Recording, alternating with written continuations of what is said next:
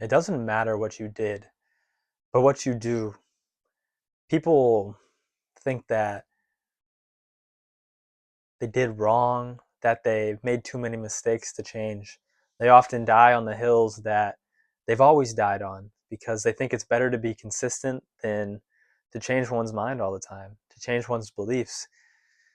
But truly, it doesn't matter. It doesn't matter if you now see that truth is somewhere else than where you were, then you should go there. And you shouldn't allow what you did to affect what you're going to do. In fiction, the greatest characters are often the ones who messed up, the ones who walked the wrong path, and in the end change their ways. In the end, see that they were wrong and change for the better. And they go through this process where nobody trusts them, nobody believes them, everyone chastises them, everyone hates them, and they take it. They understand that they did wrong. They understand that they kind of, in a way, deserve to be looked at in this way, to to be questioned, to have suspicion around them now that they're acting good when they used to be so bad. And I think as we walk through life more and we do so many things that are wrong and we change our ways and we walk this path of not dying on hills and seeking truth, we can see that those characters are our favorite characters. I the characters that come to mind are um well, this guy in the book Red Rising series, you know, Cassius Belliana. He he's a perfect example of this, and he's my favorite character. And there's many other people in fiction who exemplify this. People love Naruto, Goku, and uh, yeah, Naruto and Goku. But I like Sasuke and Vegeta more because they have their redemption story. They did wrong. They walked a path they shouldn't have walked, and they come to realize that, and they change their ways, and they are hated for it for a while. People don't trust them, and they accept that. They take their penalty. Sasuke Sasuke loses his arm and never gets it back. He wants to be reminded of what he did and what he's now doing. And there's a difference. There's the Sasuke with no arm, or with Sasuke with two arms, and then there's the Sasuke with one arm, who now has different beliefs, who now walks a different path. And it's, same thing with Vegeta. Vegeta sacrifices himself for everybody. And there's two different versions of Vegeta. There's the one before he sacrificed himself, and there's the one after he sacrificed himself. And then it's the same thing with Cassius.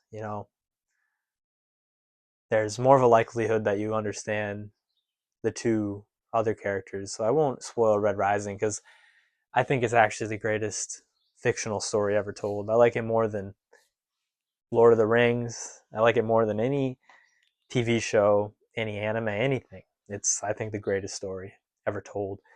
So I'd recommend you go read it. But Cassius is the same way, and I like Cassius more than both of them. And he is a perfect story.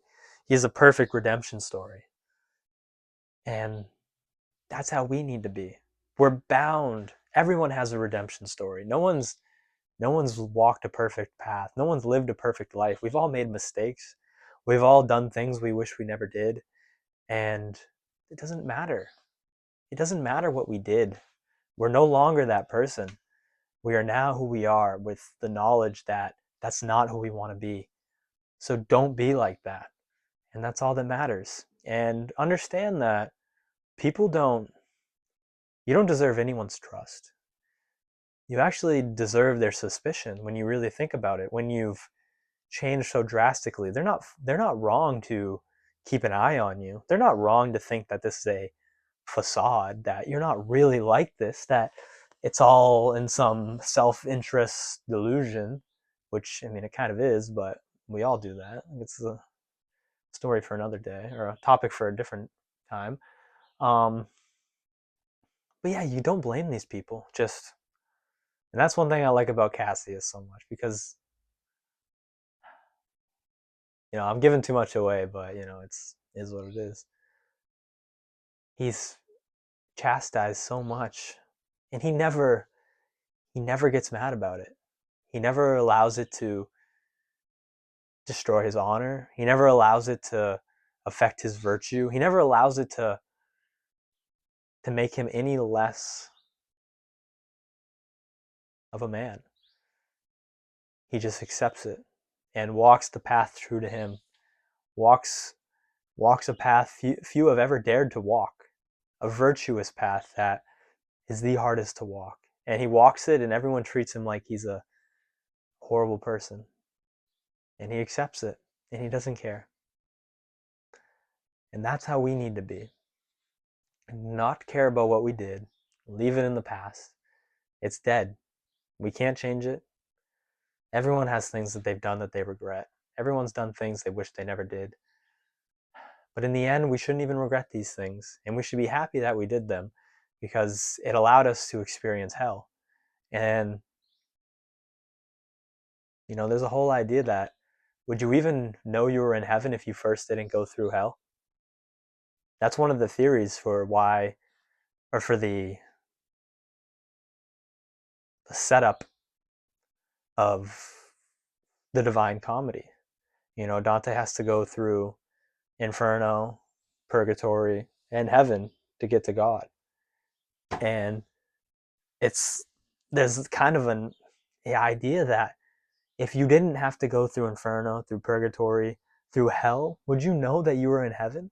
Would you have any remote idea, any clue that you were in heaven? You have nothing to base it off of. It's like the whole idea of good and evil. If you don't know evil, how could you know good? And if you know good, it implies you know evil. So we have to regret these things, but not never regret them at the same time. As I say, all timeless divine truths are paradoxes, and this is no exception. We need to regret our past, but we also need to love it, because it taught us how to walk forward. It taught us how to live now. We wouldn't know what we had if we didn't.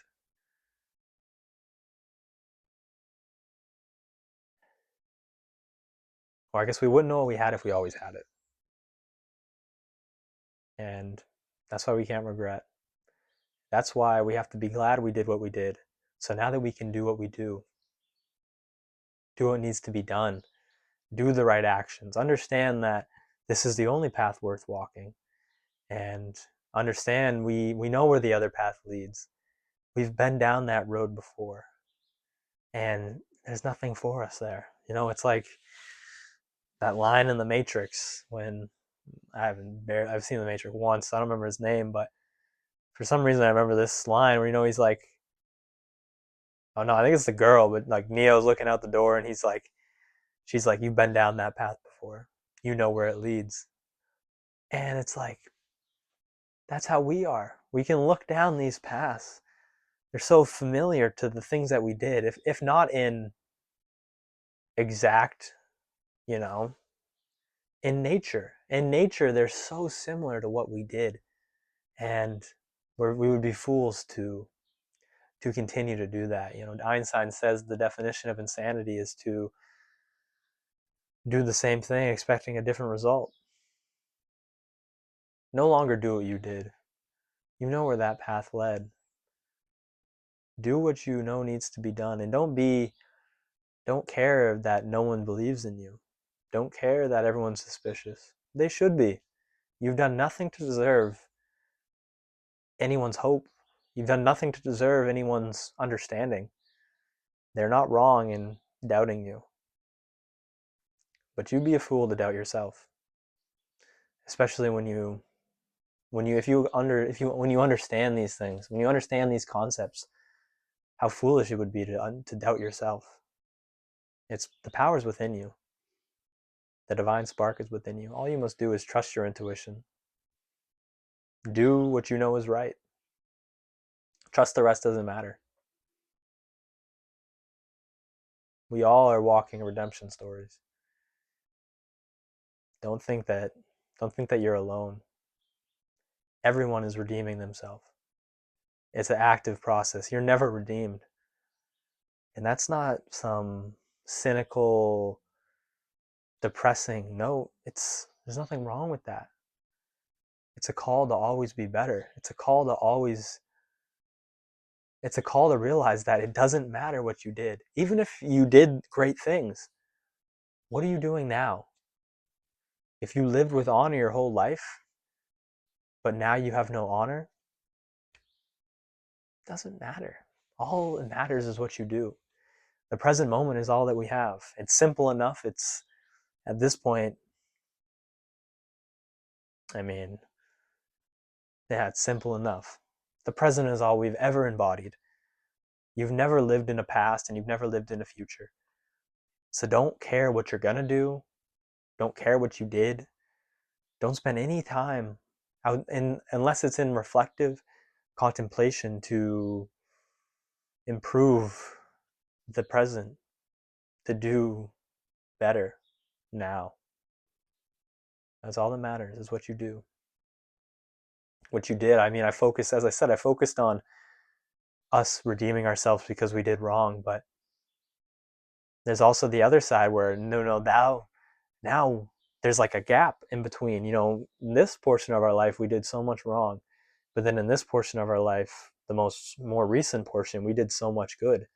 That doesn't mean we're off the hook for what we did. It doesn't mean it matters what we did. It doesn't matter. The past is dead. What we did is gone. We're as much that person that did good as we are that person who did evil. What we are doing actively is who we are. So do what is right and trust the rest does not matter.